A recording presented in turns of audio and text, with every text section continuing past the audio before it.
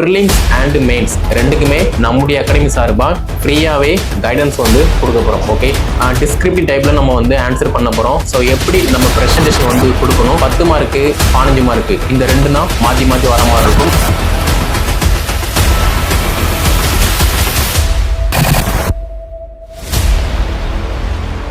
TNPSC நடத்தக்கூடிய group 1 எக்ஸாமினேஷனுக்கு நம்முடைய academy சார்பாக 5ஆம் மே ஃப்ரீ டெஸ்ட் காண்டக்ட் பண்ணிட்டு இருக்கோம். இந்த ஃப்ரீ டெஸ்ட்டில் ப்ரிலிம்ஸ் மட்டும் தான் நம்ம வந்து காண்டக்ட் பண்ணுறதா ஒரு ஐடியா இருந்துச்சு. பட் இனி வரக்கூடிய நாட்களில் ப்ரிலிம்ஸ் ப்ளஸ் மெயின்ஸ் ரெண்டுக்குமே சேர்த்து நம்ம கைடன்ஸ் வந்து கொடுக்க போகிறோம். இந்த ப்ரிலிம்ஸ் அண்ட் மெயின்ஸ் சிலபஸை பொறுத்த மட்டும் இப்போ கரண்டில் நியூ சிலபஸ் என்ன இருக்கோ அதுக்கு தகுந்த மாதிரி தான் ப்ரிலிம்ஸ் டெஸ்ட்டுமே அப்டேட் ஆகும். சேம் டைம் மெயின் டெஸ்ட்டுமே அப்டேட் ஆகிற மாதிரி இருக்கும். ஸோ நிறைய பேர் கேட்ட விஷயம் என்ன அப்படின்னா, சார் நீங்கள் ப்ரிலிம்ஸுக்கு மட்டும் ஃபோக்கஸ் பண்ணீங்க அப்படின்னா அடுத்து ஒரு பர்டிகுலர் டைமில் நமக்கு மெயின் பேப்பர் வந்து நம்ம ஃபோக்கஸ் பண்ணுற மாதிரி இருக்கும். ஸோ அந்த டைமுக்குள்ளே நம்ம கிட்டத்தட்ட 4 பேப்பர் வந்து படிக்கிற மாதிரி இருக்கும். ஃபஸ்ட்டு தமிழ் தகுதி தேர்வு, ரெண்டாவது பேப்பர் 2, பேப்பர் 3, பேப்பர் 4 அப்படிங்கும்போது 4 பேப்பர் வந்து படிக்கிற மாதிரி இருக்கும். ஸோ நீங்கள் ப்ரிலிம்ஸ் வந்து ஒரு சைடு வந்து ஃபோக்கஸ் பண்ணுங்கள், அதே மாதிரி மெயினுக்குமே வந்து ஃபோக்கஸ் பண்ணுங்கள் அப்படிங்கிற மாதிரி நிறைய பேர் கேட்டிருந்தீங்க.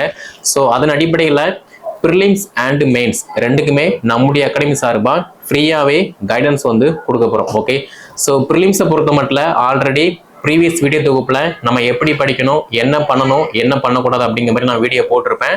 அதை நீங்கள் பார்க்கல அப்படின்னா பாருங்கள். அதே மாதிரி இந்த வீடியோ தொகுப்பில் மெயின்ஸை மட்டும் நம்ம பற்றி பேச போகிறோம். ஓகேவா? ஸோ மெயின்ஸை பொறுத்த மட்டும் நிறைய பேருக்கு நிறைய டவுட் இருக்குது. ஃபஸ்ட்டு ஒன் என்ன அப்படின்னா, தியரி டைப்பில் வந்து அதாவது டிஸ்கிரிப்டிவ் டைப்பில் நம்ம வந்து ஆன்சர் பண்ண போகிறோம். ஸோ எப்படி நம்ம ப்ரெசன்டேஷன் வந்து கொடுக்கணும், அதே மாதிரி ஹேண்ட் ரைட்டிங் வந்து நல்லா இருக்கணுமா இல்லையா, ஒரு பாயிண்ட் எழுதுறோம் அப்படின்னா அது நம்ம எப்படி அப்ரோச் கொடுக்கணும் அப்படிங்கிற மாதிரி நிறைய பேர் கேட்டிருந்தீங்க. Okay, so first of all நீங்கள் ப்ரீவியஸ் நடந்த அந்த மெயின்ஸ் கொஸ்டினை வந்து எடுத்து பார்க்குற மாதிரி இருக்கும். ஓகேவா? அதே மாதிரி மெயின்ஸை பொறுத்த மட்டும் கிட்டத்தட்ட 4 பேப்பர். ஓகேவா? அதே மாதிரி ஃபர்ஸ்ட் பேப்பர் என்ன அப்படின்னா தமிழ் தகுதி தேர்வு. இந்த தமிழ் தகுதி தேர்வை பொறுத்த மட்டும் நீங்கள் பாஸ் ஆனால் மட்டும் போதும். இதில் நீங்கள் பாஸ் ஆகிட்டீங்க அப்படின்னா அடுத்து உள்ள மெயின் பேப்பர், அதாவது பேப்பர் 2, பேப்பர் 3, பேப்பர் 4 இந்த 3 பேப்பரையுமே அவங்க தாராளமாக திருத்த எடுத்துக்கிடுவாங்க, வேலிஷனுக்கு எடுத்துக்கிடுவாங்க. ஓகேவா? அதனால தமிழ் தகுதி தேர்வை பொறுத்த மட்டும் நீங்கள் பாஸ் ஆகிற அளவுக்கு நீங்கள் படித்தா போதுமானது. ஓகே, அதே மாதிரி செகண்ட் பேப்பரை பொறுத்த மட்டும் இப்போ 2024 நடைபெற்ற ஒரு கொஸ்டின் வந்து பார்க்கலாம். மெக்காலேவின் இந்திய கல்வி குறித்த பரிந்துரைகளை பகுப்பாய்வு செய்க. அப்போ இந்த மெக்காலே பற்றி நம்ம அவங்க ரெக்கமெண்டேஷன் கொடுத்த முக்கியமான கீ பாயிண்ட்ஸ் மட்டும் எழுதுற மாதிரி இருக்கும். அதே மாதிரி 10 மார்க்கு 15 மார்க்கு இந்த ரெண்டு தான் மாற்றி மாற்றி வர மாதிரி இருக்கும். அதனால இப்போ 10 மார்க்கு கொஸ்டின் இருக்கு அப்படின்னா 10 பாயிண்ட் நல்ல ஷார்ட் அண்ட் ஸ்வீட்டாக நீங்கள் ப்ரெசன்டேஷன் கொடுத்தா போதும். அதே மாதிரி நிறைய பேர் கேட்ட விஷயம் அப்படின்னா என்ன அப்படின்னா, சார் என்னோட ஹேண்ட் ரைட்டிங் வந்து ரொம்ப ஒஸ்ட்டாக தான் இருக்கும், ஆனால் நான் எப்படி பாஸ் பண்ண போகிறேன் அப்படிங்கிற மாதிரிலாம் கேட்டீங்க. உங்களோட ஹேண்ட் ரைட்டிங் எவ்வளோ மோசமாக இருந்தாலும் பரவாயில்ல, ஆனால் உங்களோட நீங்கள் கொடுக்கக்கூடிய பாயிண்ட் வந்து கரெக்டாக இருந்துச்சு அப்படின்னா ஓகே.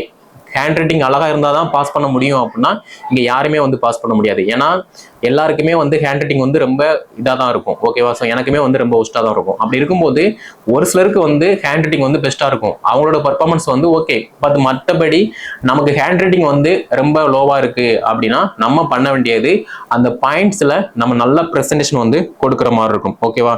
அதே மாதிரி வேலூர் கழகம் பற்றி, அந்த வெளிவந்த கழகம் பற்றி விவரிக்க. ஸோ இதை பற்றியுமே நம்ம வந்து எழுதுற மாதிரி இருக்கும். ஃபார் எக்ஸாம்பிள் இந்த வீடியோ பார்த்துட்டு இருக்க நீங்கள் ப்ரிலிம்ஸ் வந்து கிளியர் பண்ணிட்டீங்க, மெயின் எக்ஸாம் வந்து ஃபோக்கஸ் பண்ணுறீங்க அப்படின்னா ஃபர்ஸ்ட் நீங்கள் ஃபோக்கஸ் பண்ண வேண்டியது சிலபஸை எடுத்து சிலபஸில் என்னென்ன டாபிக்லாம் கவர் ஆகுதோ அது பற்றின முழு விளக்கத்தை நீங்கள் நல்லா படிக்கிற மாதிரி இருக்கும். ஃபார் எக்ஸாம்பிள் இப்போ வேலூர் கழகம், அதே மாதிரி உப்பு சத்தியாகிரகம், அண்ணல் அம்பேத்கர், அப்புறம் காந்தியடிகள், இந்த மாதிரி நிறைய போராட்ட தலைவர்கள் அவர்களுடைய விடுதலைக்கான பங்களிப்பு என்ன அப்படிங்கிற மாதிரி எல்லாத்தையுமே நீங்கள் ஃபோக்கஸ் பண்ணுறீங்க அப்படின்னா பெட்டராகவே பெர்ஃபார்மன்ஸ் பண்ண முடியும். ஓகேவா? அதாவது நீங்கள் சிலபஸை தாண்டி படிக்க வேண்டாம், சிலபஸுக்குள்ள என்னெல்லாம் கவர் ஆகுதோ அதை நீங்கள் நல்லா ஃபோக்கஸ்டாக படிக்கிற பட்சத்தில் ஈஸியாக மெயின்ஸை வந்து கிளியர் பண்ணிடலாம். ஓகே, ஸோ மெயின்ஸை பற்றி நீங்கள் பயப்பட வேண்டிய அவசியமே இல்லை.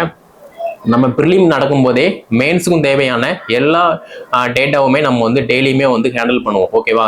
ஸோ நீங்கள் மார்னிங் வந்து ப்ரிலிம்ஸ் எக்ஸாமுக்கு படிக்கீங்க அப்படின்னா ஈவினிங் நைட் டைம்ல நீங்க மெயின் எக்ஸாமுக்கு வந்து அப்ரோச் பண்ணுங்க. அப்பதான் வந்து பெட்டரா டைம் இருக்கும். அதே மாதிரி நம்ம அகாடமி சார்பா கிட்டத்தட்ட இந்த வாட்ஸ்அப் குரூப், டெலிகிராம் குரூப்ல நிறைய ஸ்டூடெண்ட் வந்து ஜாயின் பண்ணிருக்கீங்க.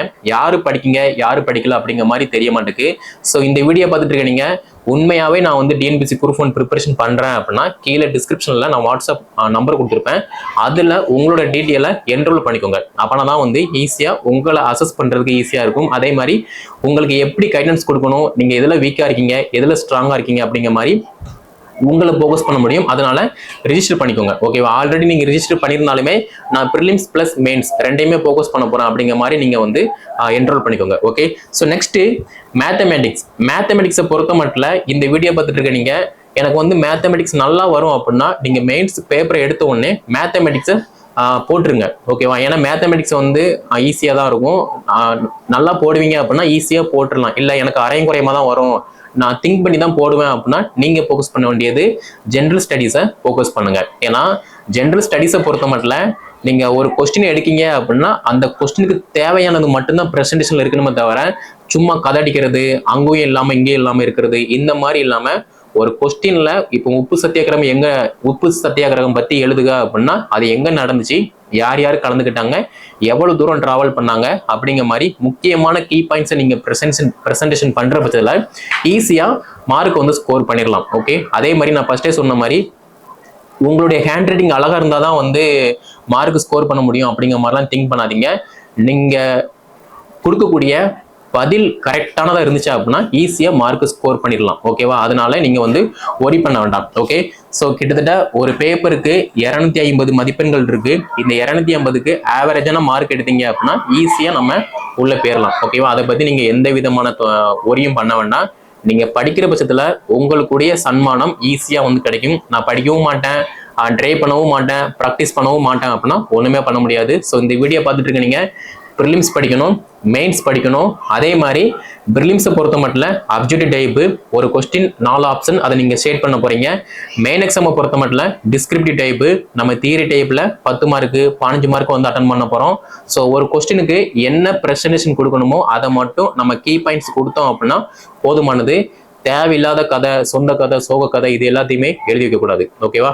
கேட்கிற கொஸ்டினுக்கு நறுக்குன்னு ஷார்ட் அண்ட் ஸ்வீட்டா 10 மார்க் இருக்கா அப்படின்னா 10 பாயிண்ட் நறுக்குன்னு எழுதிருங்க. அவ்வளவுதான். ஓகே, ஸோ நெக்ஸ்ட் என்ன அப்படின்னா இதே மாதிரி பார்ட்டி ஏ, பார்ட்டி பி, பார்ட்டி சி இந்த மாதிரி இருக்கும். ஸோ இந்த மாதிரி இருக்கும்போது இப்போ 10 மார்க் கொஸ்டின் இருக்கு அப்படின்னா ஃபார் எக்ஸாம்பிள் இப்போ 73வது அரசமைப்பு சட்ட திருத்தத்தின் சுருக்கமான மதிப்பீட்டை எழுதவும். அப்போ ஷார்ட் அண்ட் ஸ்வீட்டா இந்த 73வது சட்ட திருத்தத்தை பத்தி நறுக்குன்னு எழுதுனீங்க அப்படின்னா மார்க் வந்து ஸ்கோர் பண்ணிடலாம். ஓகே, ஸோ இந்த மாதிரி நிறைய இது இருக்கு. ஸோ நம்மளுடைய வாட்ஸ்அப் குரூப்ல இந்த மெயின் எக்ஸாம் 2023, 2024, 2022 இந்த மாதிரி மெயின் எக்ஸாம் அந்த கொஸ்டின் பேப்பர் எல்லாமே நான் வந்து போடுறேன். அதே மாதிரி அந்த கொஸ்டினை நீங்க எப்படி அப்ரோச் பண்ணணும் அப்படிங்கிற மாதிரியுமே நான் வந்து போடுறேன். இதை நீங்க ப்ராக்டிஸ் பண்ணிக்கோங்க. ஏன்னா நம்ம இப்ப இருந்தே ப்ராக்டிஸ் பண்ணா மட்டும்தான் மெயினுக்கு வந்து நம்ம வந்து நல்லா பர்ஃபார்மன்ஸ் பண்ண முடியும். நம்ம லாஸ்ட் ஒரு 60 டேஸ் 90 டேஸ்ல போயிட்டு நம்ம எழுதவும் செய்யணும். அதே மாதிரி அந்த பாயிண்ட்ஸை வந்து நம்ம கேப்சர் பண்ணவும் செய்யணும் அப்படின்னா நமக்கு வந்து டைம் கிடைக்காது. அதனால ப்ரிலிம்ஸ் கம் மெயின்ஸ் ரெண்டுக்குமே சேர்த்து நம்ம கைடன்ஸ் கொடுக்க போறோம். அதை நீங்க ஃபாலோ பண்ணிக்கோங்க. இது வந்து ஃபுல்லாவே ஃப்ரீ தான். Tamil medium and English medium இப்போதைக்கு தமிழ் மீடியம் நம்ம கிட்ட ஸ்ட்ரென்த் அதிகமா இருக்கு. தமிழ் மீடியம் மட்டும் ஃபோக்கஸ் பண்றோம். மேபி இந்த வீடியோ பார்த்துட்டு இருக்க நீங்க நான் இங்கிலீஷ் மீடியம் அப்படின்னா நீங்களுமே என்ரோல் பண்ணுங்க. இங்கிலீஷ் மீடியம் ஸ்ட்ரென்த் ஒரு 20 ஒரு 50க்கு மேல வந்துருச்சு அப்படின்னாலே நம்ம இங்கிலீஷ் மீடியத்துக்கான பேஜுமே ஸ்டார்ட் பண்ணிடலாம். அதுல இங்கிலீஷ் மீடியத்துக்கு சம்பந்தப்பட்ட எல்லாமே அப்டேட் ஆகும். அதை நீங்க ஃபாலோ பண்ணிக்கலாம். Okay, so main exam and prelims exam ரெண்டுமே ஈஸி தான். இந்த வீடியோ பார்த்துட்டு இருக்க நீங்க அவங்க சொன்னாங்க இவங்க சொன்னாங்க அது ரொம்ப கஷ்டம், எனக்கு ஹேண்ட் ரைட்டிங் அழகா இல்லை அதனால பாஸ் பண்ண முடியாது, ஃபுல்லாவே வந்து எனக்கு பிஎஸ்டிஎம் இருந்தால் மட்டும்தான் பாஸ் பண்ண முடியும் அப்படிங்கிற மாதிரி ஒரு கட்டுக்கதை இருக்கு. அந்த கட்டுக்கதை மட்டும்தான். அதை நீங்க நம்பக்கூடாது. உங்க மேல நம்பிக்கை வச்சு நீங்க ப்ரிப்பரேஷன் பண்றீங்க அப்படின்னா நீங்களுமே ஒரு சப் கலெக்டரா ஒரு டிஸ்ட்ரிக்ட் சூப்பரண்டா போலீஸா ஆக முடியும். ஓகேவா? ஸோ மற்றவங்க சொல்றதை நம்பாம உங்களை நீங்க நம்புங்க. அப்பனா மட்டும்தான் ஈஸியா இந்த குரூப் 1 எக்ஸாம் கிளியர் பண்ண முடியும். சேம் டைம் இன்டர்வியூக்குமே வந்து நான் டெய்லியுமே ஏதாவது ஒரு ஸ்டேட்டஸ் மாதிரி நான் வந்து போட்டு அப்டேட் பண்றேன். அதே மாதிரி நீங்க வந்து ப்ரிப்பரேஷன் பண்ணிக்கோங்க. அதே மாதிரி நிறைய பேர் கேட்கக்கூடிய விஷயம் என்ன அப்படின்னா, நான் ஃபர்ஸ்ட் ப்ரிலிம்ஸ் பாத்துக்கிறேன், அதுக்கப்புறமா மெயின்ஸ் பாத்துக்கிறேன், அதுக்கப்புறமா இன்டர்வியூ பாத்துக்கிறேன் அப்படிங்கிற மாதிரி ரொம்ப அசால்ட்டா வந்து இருந்துட்டு இருக்கீங்க. ஸோ இப்ப இருந்தே உங்களை தயார்படுத்திக்கோங்க. ஓகேவா? ஏன்னா யார் ஒருத்தர் இப்ப இருந்தே தயார்படுத்துறாங்களோ அவங்க தான் எந்த விதமான பயமும் இல்லாம, எந்த விதமான ஸ்ட்ரக்கும் இல்லாம ஈஸியா அடுத்தடுத்த ஸ்டேஜுக்கு வந்து போக முடியும், மூவ் ஆன் ஆக முடியும். அதனால அதை நீங்க போக்கஸ் பண்ணுங்க.